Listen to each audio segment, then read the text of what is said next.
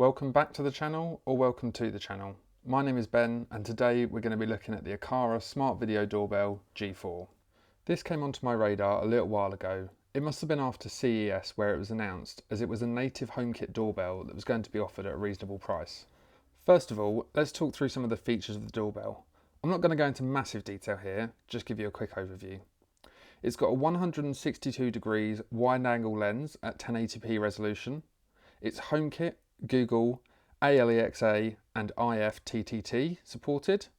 Can record locally using a micro SD card up to 512 gigabytes. 95 decibel chime, on-device face recognition and logs, face, loitering and tamper alarm, I'll go more into that later, 7 days free cloud storage, which I won't be using, and it can also be powered by either batteries or a hardwired connection. I think this camera looks really good, especially in the colour which Aqara call shadow grey. It's not as obvious as some of the other cameras on the market, but that's not the reason that I picked it up. As I said before, this has native HomeKit compatibility, meaning it ties in with all my other Home and Apple products. I do have experience with other video doorbells, specifically the Ring Video Doorbell Pro, which I got to work with HomeKit by using Scripted. Recently, this hasn't been working as well, but I do still plan on getting that fixed, so make sure you stay tuned if you'd like to see that video. I do want this to be more of a first look and unboxing of this camera, and do plan on making a review after a month or so of having the camera installed and set up. So with that, let's get into the unboxing. I think the packaging is nice and simple. It doesn't need to be anything more than that. I was also quite surprised at how small the packaging was, especially after unboxing the camera and seeing how big it actually is. That's what she said. Don't you dare. Good job here, Aqara. After breaking the seal and getting the box open, we're presented with two clear individual sections.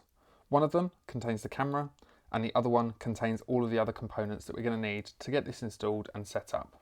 We'll start by taking the camera out, which is in, first of all, sort of this cardboard container. And once we've got that cracked open, what you'll see is that it's actually in this soft touch plastic bag, meaning that during shipping, the lens has stayed well protected in both this cardboard container and the big box that it comes in. Once we get it out of the bag, you'll notice a plastic protector covering the gloss surround to the camera itself, making sure that it's not going to get damaged or scratched when it's in shipping. And as you'll see by the design, it is really simple, and probably one of the reasons that I actually chose to go with this video doorbell specifically. One of the things I like is that it's got a nice big button that will self-illuminate on the front of the device when it detects someone there. It will also give you status notifications, so when the doorbell is recording, it'll actually turn red to let you know that that's in progress. Next, we've got all the other components that you're going to need to get up and running with your new video doorbell. Firstly, we have a USB-A to USB-C cable, which will be used to power the chime. You'll see that in the bottom left-hand corner of that box, but of course you can use your own chime if you've got one, and I'll go into that a little bit later on. Also included, which is a nice touch, is 6 batteries which you can use to power the camera if you don't have any doorbell wiring outside. You've got the chime unit, which we've just taken out, which I'll go through with you in a second. And then lastly, we've got a couple of sort of fixtures and fittings here, including a couple of packets of screws and the 20-degree wedge bracket. You'll notice on the back of this bracket that it does have plastic covering adhesive, so that if you need to mount it to something plastic like I have, it's really easy for you to do. Next, we'll look at the chime unit, and I'm sure you'll agree with me that it's got a really subtle design, and I'm sure it won't look out of place wherever you decide you're going to put this in your house. Or, like me, you could have it hidden. I've got mine on top of my server rack. Make sure to check that video out in the top right. On the bottom, we've got 2 connections, the USB-C and the micro SD.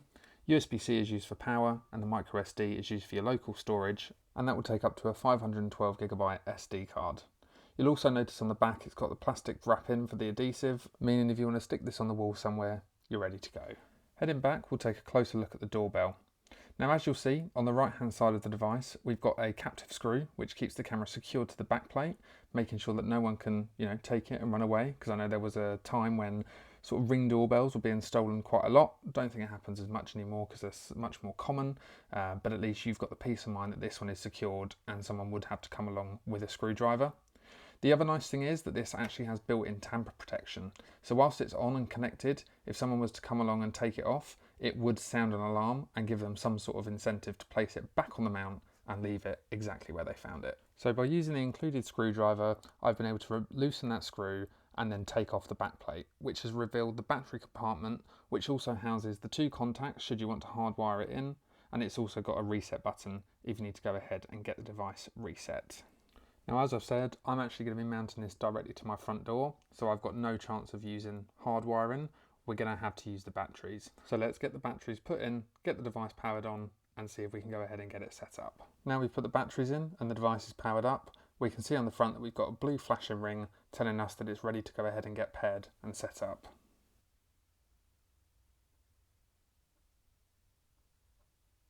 To start the pairing, we're going to open up the Home app.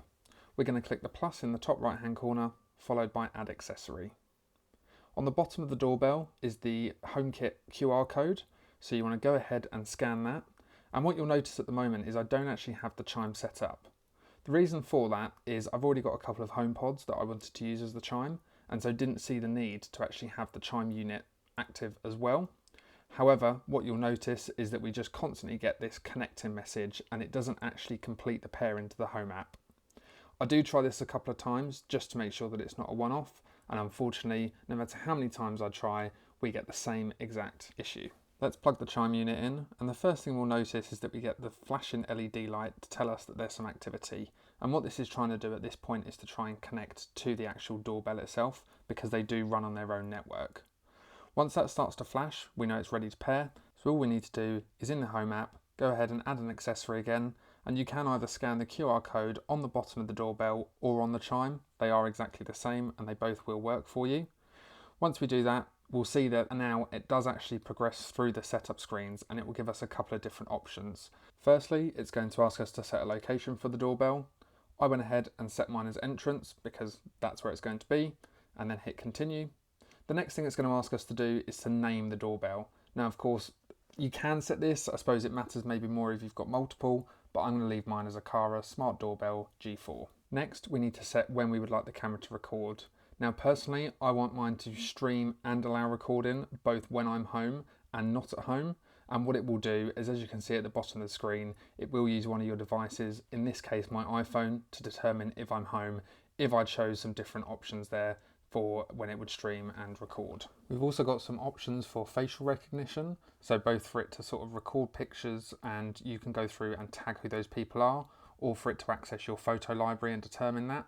And then last of all, you can set your chime options, so I've just got everything to chime. It is once again asking us to confirm our HomeKit secure video preferences, so I'm just going to go ahead, make sure it's set to stream and allow recording, and that's it. We're all set up, ready to go. You can see the preview in the Home app, so now we just need to go and get it mounted.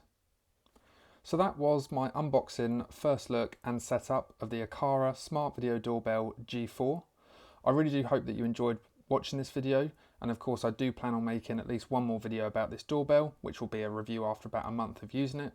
So if you are interested in seeing that, make sure you hit the subscribe button. If you like this video, please go ahead and hit that like button. It really does help with my channel getting discovered. As you can see, I am just starting out. And yeah, I hope you enjoyed yourself. Thank you for watching, and I'll catch you in the next one. Cheers.